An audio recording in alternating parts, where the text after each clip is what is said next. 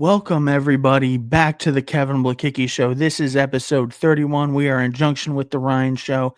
And look, this is not going to be a fun episode for me because we are going to have to unpack the nightmare in Miami, which was the Mets going down to Miami to face the Marlins, losing 2 out of 3 and missing the postseason.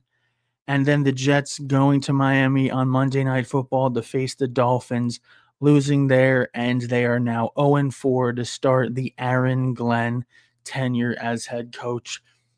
Complete embarrassment. I don't know if I've ever been let down that much in 48 hours, but we have a lot to unpack, and we're going to start off with the Mets. They finished the season 83-79 with the same record as the Cincinnati Reds, but since the Reds went 4-2 against the Mets in the regular season, they get the tiebreaker. They get the final wild card spot. And at the time of this recording, they went 0-2 and got swept by the Dodgers in the postseason. That could have been us. We could have been the one that got swept. But unfortunately, we have to see the Reds get swept in the postseason. I don't know if that makes me feel any better or not, because the Reds are a far inferior team to both the Mets and the Dodgers. And the fact that they made the playoffs is an absolute joke.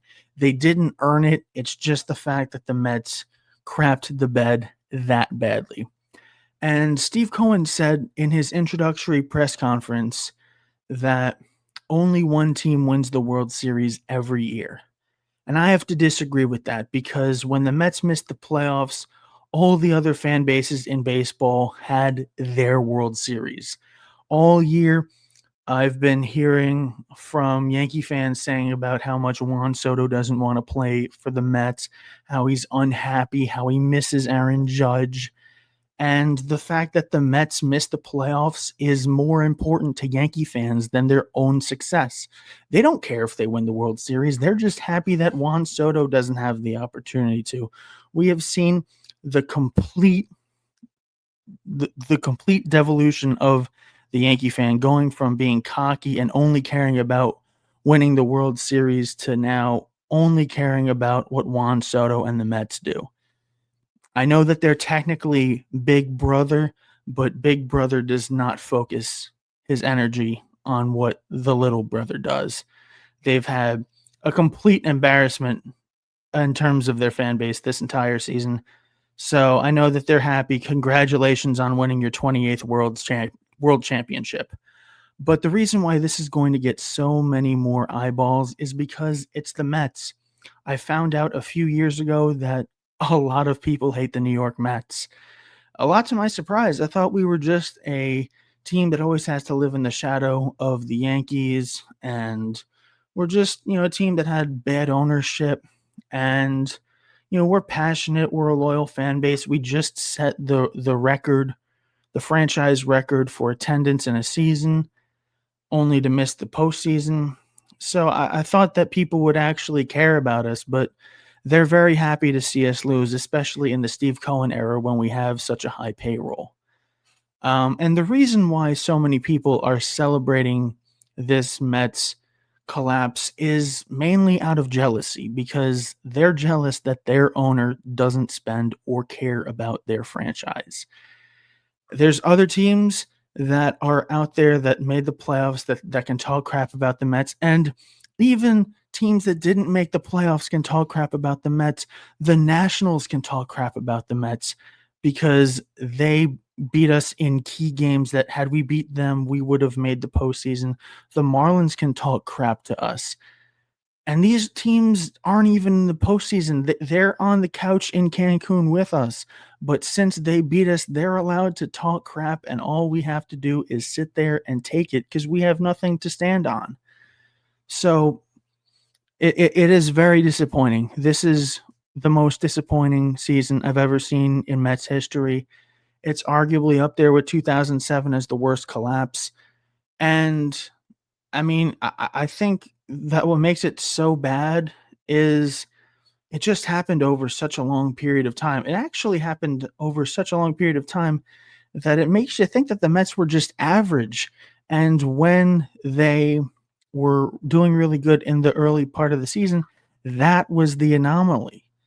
because I predicted the Mets to go 80 to have 85 wins and be like the last wild card spot, and they were an 83 win team who missed the playoffs by 1 game. So I wasn't really off on what I thought of this team. It's just that they had such drastic highs and such drastic lows. That's what got us into this predicament that we were in. I wasn't really surprised with the way that the season ended because like there just wasn't the talent there. People were saying that this team was going to win the World Series. I'm like, where? I know that I have glasses on, but I know that my vision isn't that bad. I know that relying on Kodai Senga, who just got injured last season and spent most of the time on the injured list, and Sean Manaea, who is coming off an injury, I know that that wasn't a good recipe for success. I knew that relying on Clay Holmes, who was a reliever, to come in to be a starter wasn't a great choice. I knew that Tyler McGill being in a rotation wasn't a great choice, even though that he did pitch pretty well. I mean, and outside of the top 4 of Lindor, Soto, Alonso, and Nimmo, 5 through 9, this team is very questionable and suspect. Yeah, Mark Vientos had an amazing postseason run in 2024 that was 2015 Daniel Murphy-esque, but you don't know if he's going to be able to do that consistently. Brett Beatty's a good player. He's not anything insanely different than an average baseball player, but he's solid.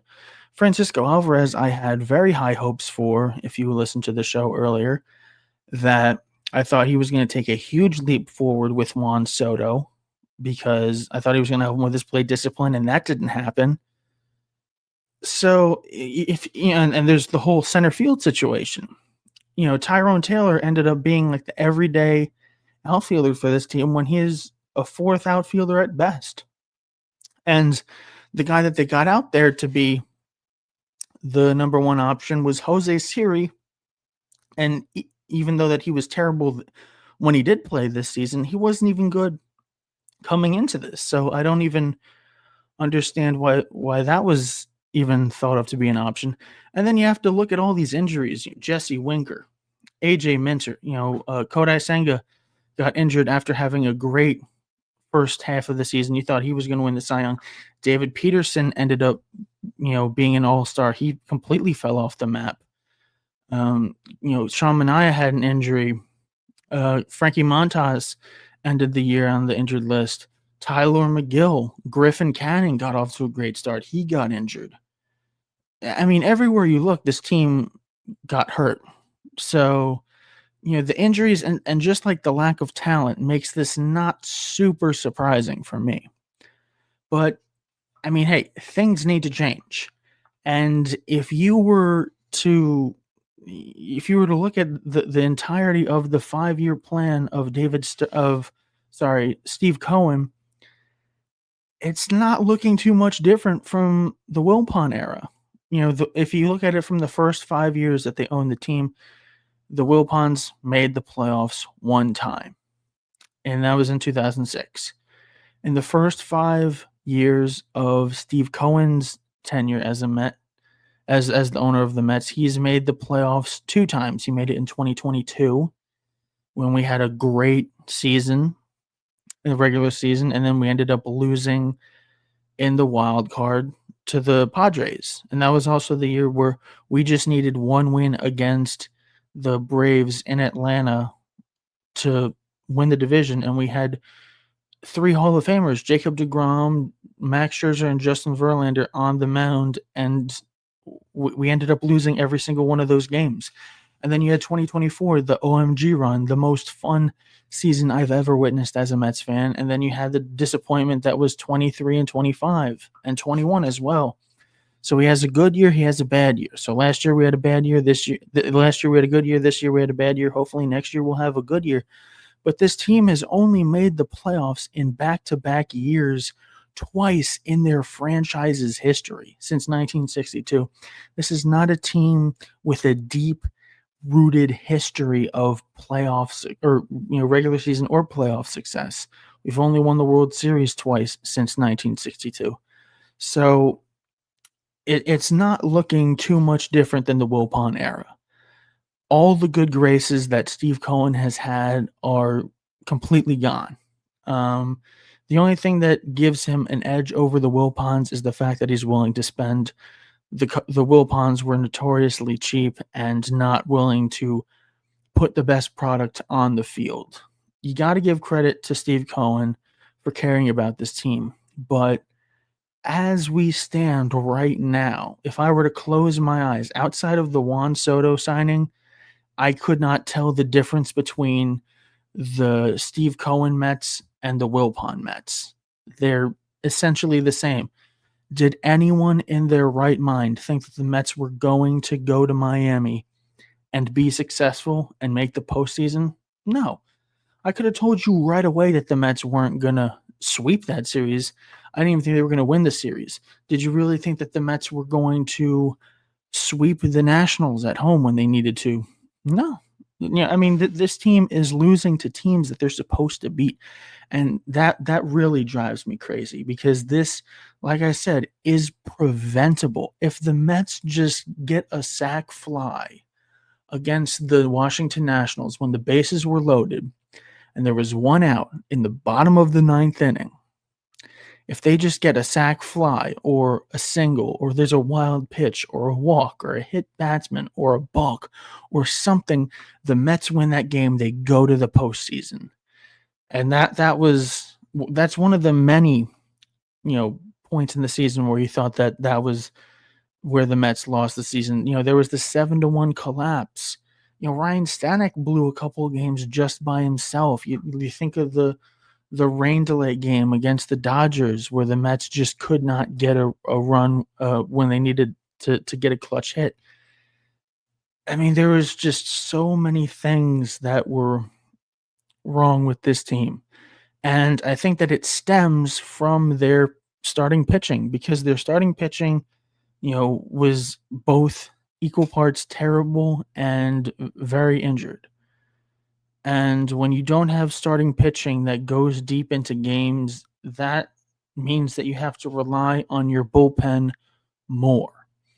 And when you rely on your bullpen more after giving up a bunch of runs and can't go into the games, then they start to give up more runs as well because they're overworked. And then when your pitching staff gives up more runs, then the hitters start to press because now they have to make up more ground. And it snowballs and one thing leads to another, and all of a sudden you're just in an endless cycle of losing and you can't get out of it. So this was an unmitigated disaster. And to all the fans out there dunking on the Mets, have at it. This is your time to shine. This is your World Series. This one goes out to all those teams who have cheap owners that don't want to invest in your team. Congratulations, celebrate because you can't buy a World Series. And this kind of puts pressure on Steve Cohen because he said that the Mets were going to win a World Series within his first 5 years of owning the team. Where's the success? Where's the winning? We haven't made the playoffs in back-to-back years. We haven't won the World Series despite getting Juan Soto. This team isn't good enough, and we just embarrassed ourselves in front of the entire country, in front of the entire world.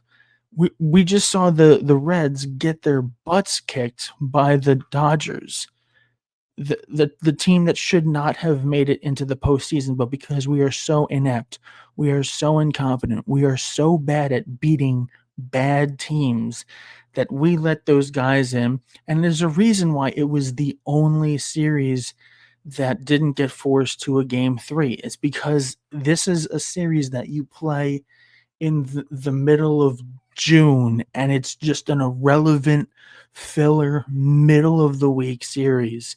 Instead, because the Mets were incompetent, it ended up being a postseason series. And now the Reds are out of it after 2 games. That could have been the Mets. Are the Mets going to make a deep run if they make the playoffs? No one knows for sure. We'll never know that answer. But I know for damn sure that they would have put up a better fight than the Cincinnati Reds. But that does it for this first part of the Kevin Blekicki Show. We will be back after these messages. Welcome back to the Kevin Blekicki Show in junction with the Ryan Show, and we are going to continue our discussion on the disastrous 2025 New York Mets. There is one silver lining that comes from the Mets missing the postseason, and that is the fact that our young starting pitchers don't have to be thrown into the fire in the postseason in such a short time from when they made their debut. I love Nolan McLean. He has come out and done nothing but absolutely shove. And I think he's going to be a great pitcher for a long time, but it is not fair that we would rely on him to be our ace in game one of a postseason series. It's not fair to him. It's not fair to Brandon Sproat, and it's not fair to Jonathan. And at least they had their success. Were they called up too early? That is up for debate. Probably not for McLean and maybe Sproat. Maybe Tong was called up a little too soon. But now they're going to have an off season. They're going to have spring training, and they're going to have a full season to just work on their mechanics and just see what works and see if they are a three-headed monster that could rival the 90s Braves. And you got to give a huge shout out to them because they were put in an impossible situation by this team.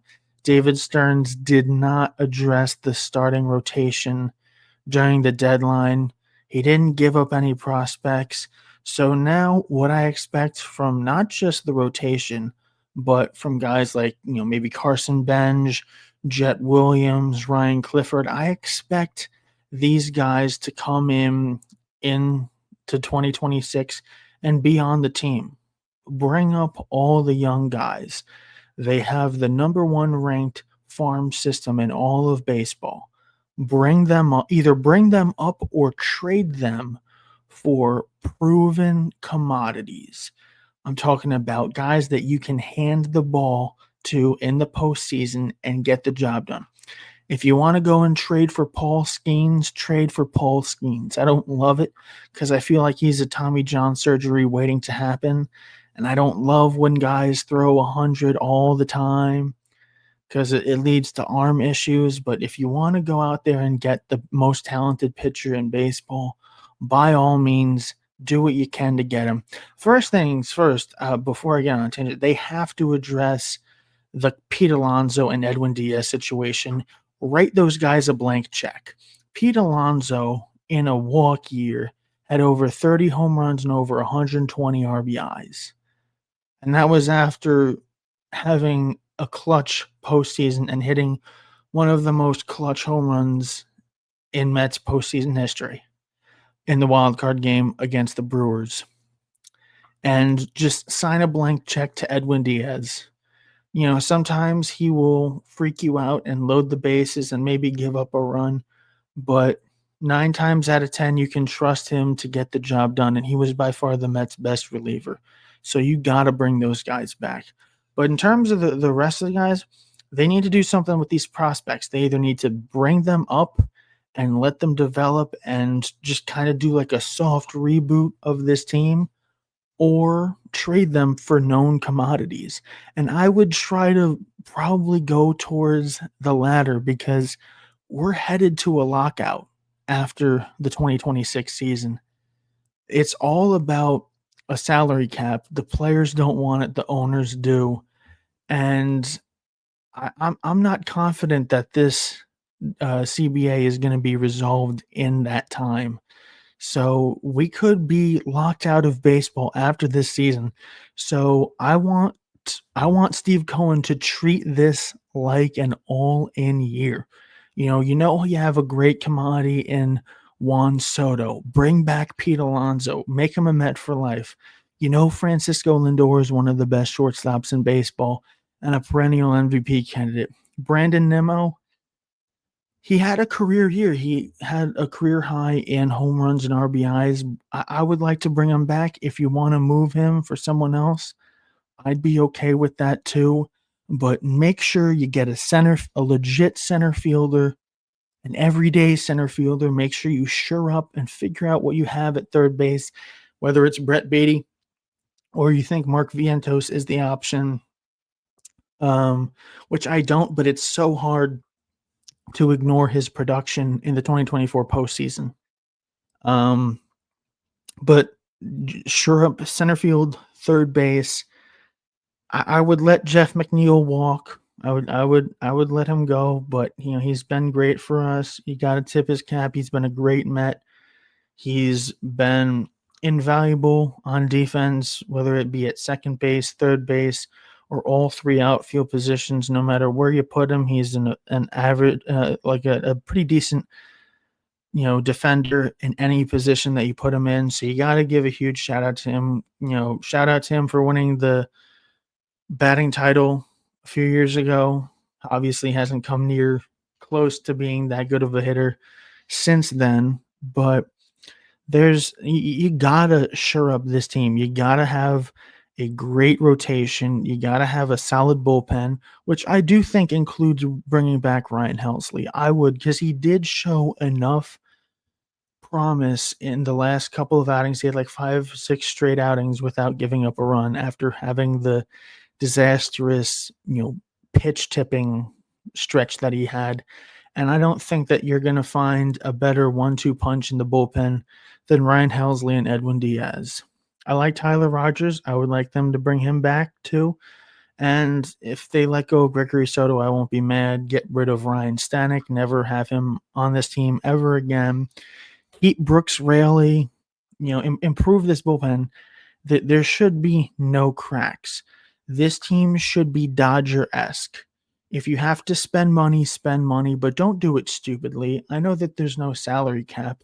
That doesn't mean that you just overpay for stupid players when you can get, a better one for, less. But that doesn't mean that when it comes to starting pitching, that you get these pitchers off the scrap heap. I'm talking to you, David Stearns. Do not make this team a fixer-upper, a bargain bin, Walmart $5 DVD. I can change him kind of rotation. Make it an FU. I'm going to throw 100. I'm going to go 7 innings. I'm going to shove, and I'm going to put my team in the best position to win. Get me like a Tarek Skubal or Garrett Crochet, even though that those guys aren't going to be available because there's no way that their teams are going to let them go. But like I said, get a guy like Paul Skeens. Get a guy who will absolutely shove. And then we'll see what happens. This has to be an all-in year. You have to make sure that the team is as airtight as possible because we don't know what life is going to be like after that CBA. There might come a time where there is a salary cap in baseball, and Steve Cohen's money isn't going to matter because he can't use it all to get the Juan Sotos. So capitalize on it now. 2026 has to be the year that the Mets win the World Series. This has to be the year that they put their best foot forward because you don't know what's going to happen next. You don't know if we're going to be locked out of the 2027 season, and you don't know if Steve Cohen's superpower of money is going to be neutralized. Make sure you put this team in the best position to succeed. That wraps it up for my New York Mets portion of the broadcast. We're going to now transition to the Jets. Oh my God, what the hell was that? I'm already done with Aaron Glenn. And the thing with the Jets is the same thing with the Mets. I was promised different, but I'm getting the same. Like with the Mets, I was promised years of not just playoff success, but World Series success. And I'm not getting that. I'm getting the same stuff that I got with the Wilpon era. We're not competitive year in and year out. We are losing to teams that we're supposed to be beating. And we're shooting ourselves in the foot. And that is exactly what is also happening with the Jets. The last couple of years with Robert Saleh have been a disaster. He hasn't been a good head coach, and he allows this team to commit stupid penalty after stupid penalty after stupid penalty. and the Jets keep shooting themselves in their foot with stupid turnovers, and it ends up costing them games, and they completely lack discipline, especially on the defensive side. So what do? They get Aaron Glenn. They get this tough, defensive-minded head coach. No nonsense. He says that if you cost our team a chance to win a game, you're going to be gone. And what happens? We have stupid penalty after stupid penalty after stupid penalty, and he keeps costing us games with these turnovers, and nothing has changed. And the Jets are 0-4 because of it. I knew that the Jets were going to go down there and lose to Miami, even though that the Dolphins were 0-3 headed into that game. They have Tua, they have Tyreek Hill, they have Jalen Waddle. Now apparently Darren Waller is back, and he's a great tight end again. But, they're not your run-of-the-mill 0-3 team, so I knew that they were gonna lose that game anyway. You gotta give at least credit, at least a little bit, to the Jets for keeping it close in 3 of these 4 games. The game against the Bills was a complete blowout, but they were close against the Packers, they were close against the Dolphins, and they were close against the Bucks. But the difference is that they find ways to lose. Like, the Jets cost themselves with that Xavier Gibson fumble on a return against the Steelers. So what do? Aaron Glenn's like, if you cost this team a game, you're gone. So what do? They get a return man who fumbles a kickoff, and not just that, he calls for a fair catch inside the 5-yard line. You just replaced a bad player with a worse player. And this is, like I said, so the Jets were down. They managed to score a Nick Folk field goal right before halftime to make it 10-3. And as bad as the team was doing, they still had a chance. If they were getting the ball back to start the second half, maybe they can go down, either score a field goal and cut the lead, cut into the lead a little bit, or score a touchdown and tie the game. What happens? I was watching the game. I went to the bathroom before the second half kickoff. I come back, and the Dolphins have the ball near the 30. I'm like, what the hell just happened? And they fumbled on the second half kickoff, and then the Dolphins had the ball. That was the Tyreek Hill injury play. And then that goes from a situation where the Jets could, the best case scenario, tie the game at 10. They're now down by 14 points because the Dolphins scored a touchdown. And these are and then there was a play where Braylon Allen was literally diving to score a touchdown on the opening drive, and he ends up fumbling it.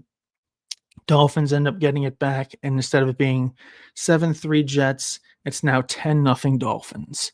These are the type of plays that lose you football games. And I'm just so sick and tired of it. The Jets are going to lose to the Dolphins. They're going to lose to the Cowboys, sorry. They're going to go 0-5, and they have to go on the road overseas to play the Broncos. They'll probably lose that and go 0-6. And the thing with the Jets is, I don't know if they're going to go winless, but what's going to happen is whatever they need to do to be successful, they won't. If they need to lose games to get a better pick and get a better player in the draft, they're going to win those games. If they're in a position where they're trying to pick in the top 10, they're going to win some games. They're going to fall out of the top 10. I don't think we have to worry about them being in playoff contention and then losing. But again, it's the same old crap. It's the same old Jets. It's the same old Mets. And it just seems like I'm in a never-ending nightmare. And no matter what you do, if you change the owner, you change the uniforms, you change the logo, you change the coaches, you change the players, no matter what, the Mets and Jets will always suck. And I wouldn't have it any other way. I don't want to be a fan of another team. I'm not going to ever give up on my teams. But God damn it, do they make it hard for me to be a fan. They will do everything in their power to make sure that every moment of my existence on this earth, rooting for their franchise, will be as excruciatingly painful as possible.